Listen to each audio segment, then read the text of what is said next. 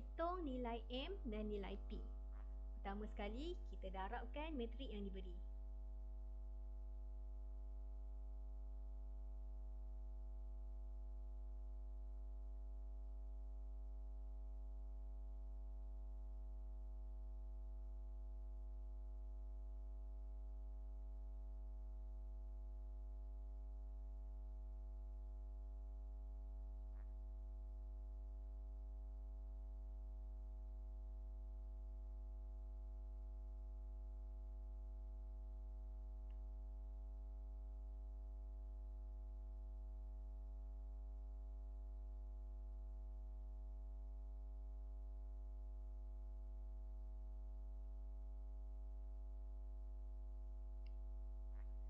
Kita akan dapat 1 per M darabkan dengan negatif 5, 2P tolak 6 sifar dan 3P tolak 14 sama dengan matrik identiti. Kita darabkan 1 per M dengan negatif 5. 1 per M darab negatif 5 adalah sama dengan 1 kat sini. Jadi M kita sama dengan negatif 5. Seterusnya, darabkan 1 per M dengan 2P tolak 6. Okey, kita tahu tadi M kita sama dengan negatif 5. Jadi kita gantikan sahaja. Darab dengan 2P tolak 6 sama dengan, tengok kat sini, sifar. Jadi kita selesaikan. 2P sama dengan 6 dan P sama dengan 3. Mari kita lihat soalan seterusnya. Jadual 4 menunjukkan harga bagi dua jenis barang yang dijual di sebuah kedai alatan sukan. Pada bulan Julai, jumlah bilangan raket dan kasut sukan yang telah terjual di kedai tersebut ialah sebanyak 27 unit. Jumlah keuntungan yang diperoleh berdasarkan hasil jualan tersebut ialah sebanyak RM630 setelah ditolak modal sebanyak RM2,451.30 sen. Tulis dua persamaan linear untuk mewakili maklumat di atas. Katakan bilangan raket sama dengan X dan bilangan kasut sukan sama dengan Y.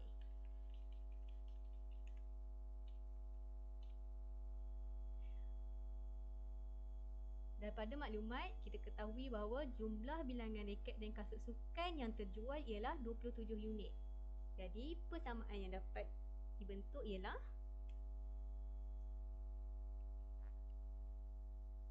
X tambah Y sama dengan 27 unit. Ini adalah persamaan pertama kita. Jadi, kita tengok lagi maklumat yang diberi. Jumlah keuntungan yang diperoleh berdasarkan hasil jualan tersebut ialah sebanyak RM630 setelah ditolak modal sebanyak RM2,451.30. Untuk memperoleh hasil jualan, kita perlu menambah hasil jualan raket dengan hasil jualan kasut sukan. Jadi, kita akan dapat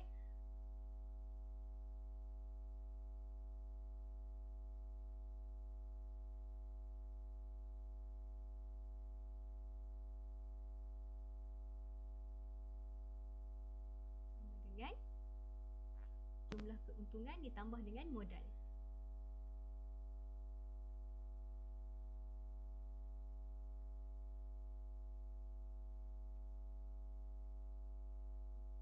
Maka persamaan yang kedua yang diperoleh ialah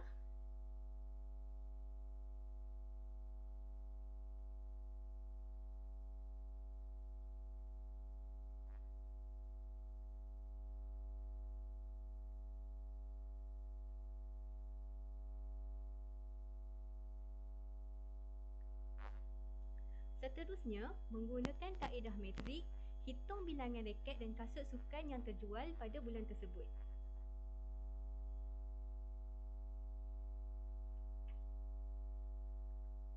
Untuk mengira menggunakan kaedah metrik, kita perlu tukarkan persamaan yang diperoleh ke dalam bentuk metrik. Okey, mari kita tukarkan dulu kedua-dua persamaan dalam bentuk metrik. Pertama, yang kedua.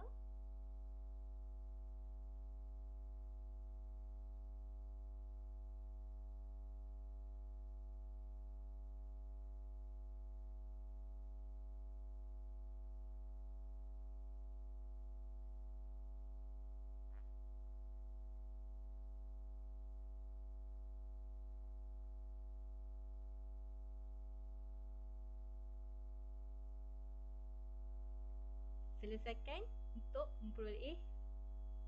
memperoleh nilai X dan nilai Y.